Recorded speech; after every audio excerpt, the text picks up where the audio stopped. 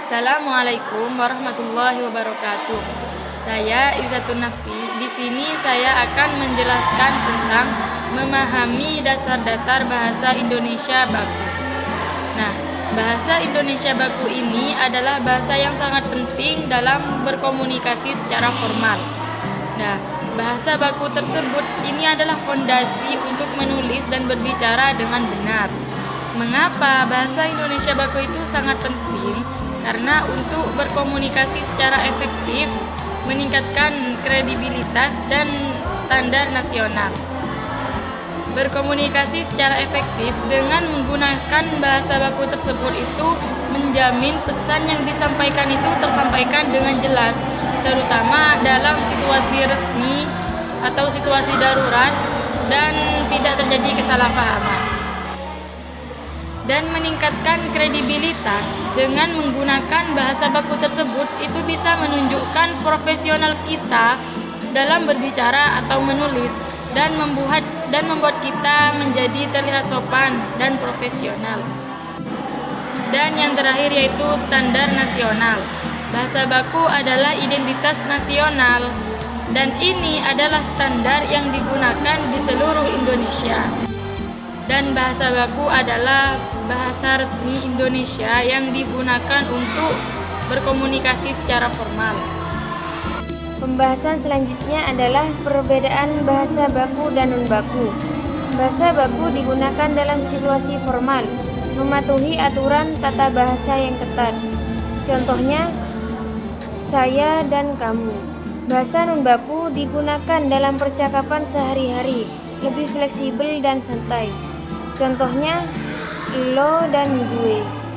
Di sini saya akan menjelaskan untuk pembahasannya selanjutnya mengenai tentang kaidah tata bahasa Indonesia baku. Nah, bahasa Indonesia baku memiliki aturan tata bahasa yang harus dipatuhi agar komunikasi tertulis maupun lisan menjadi efektif dan jelas.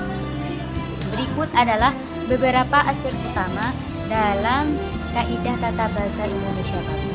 1. Struktur kalimat.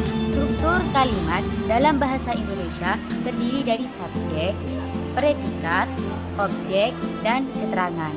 Subjek, bagian yang menjadi pokok pembicaraan, bisa berupa kata benda atau frasa nominal. Nah, sedangkan predikat itu bagian yang menerangkan subjek, bisa berupa kata kerja atau kata sifat. Yang ketiga, objek, penerima aksi dari predikat, biasanya berupa kata benda atau frasa nominal. Yang terakhir, keterangan, menjelaskan waktu, tempat, sebab, cara, atau tujuan, biasanya berupa kata keterangan. Yang kedua, penggunaan kata imbuhan. Imbuhan atau afiksasi adalah bentuk tambahan pada kata dasar yang mengubah makna atau fungsi kata.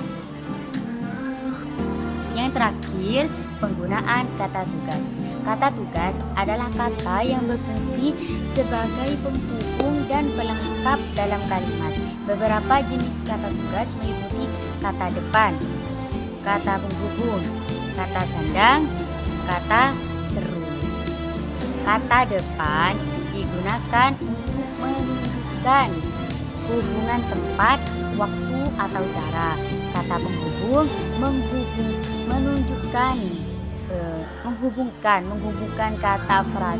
menghubungkan kata, frasa, atau klausa dalam kalimat. Kata sandang digunakan untuk menyatakan makna, kejelasan, atau penegasan. Nah, yang terakhir, kata seru digunakan untuk mengungkapkan perasaan dan emosi. Jadi, dengan memahami dan menerapkan kaidah tata bahasa baku, komunikasi dalam bahasa Indonesia menjadi lebih logis, lebih efektif, dan sesuai dengan standar yang berlaku. Pembahasan selanjutnya yaitu pemilihan kata yang tepat. Kamus kamus, gunakan Kamus Bahasa Indonesia atau yang disebut KBBI, memverifikasikan makna dan ejaan. Sinonim pilihan kata sesuai dengan konteks pertimbangan nuansa makna. Hindari bahasa asing, jika ada pandangan dalam bahasa Indonesia, gunakanlah. Pembahasan selanjutnya adalah penulisan yang benar sesuai EYD. Pertama, ejaan. Perhatikan tulis huruf kapital dan kecil. Ejaan harus sesuai dengan EYD. Ejaan yang benar, gunakan huruf kapital di awal kalimat dan pada nama orang atau tempat. Yang kedua, tanda baca.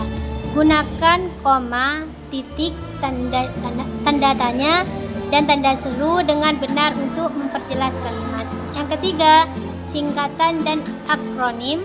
Tuliskan dengan benar dan gunakan titik jika diperlukan. Contoh, dan lain-lain. Saya Kurota Yuni akan melanjutkan dari penjelasan sebelumnya. Yang keenam, latihan menggunakan bahasa Indonesia baku seperti menulis surat resmi. Contohnya, surat lamaran kerja. Gunakan bahasa baku yang sopan dan format dan yang tepat. Membuat laporan.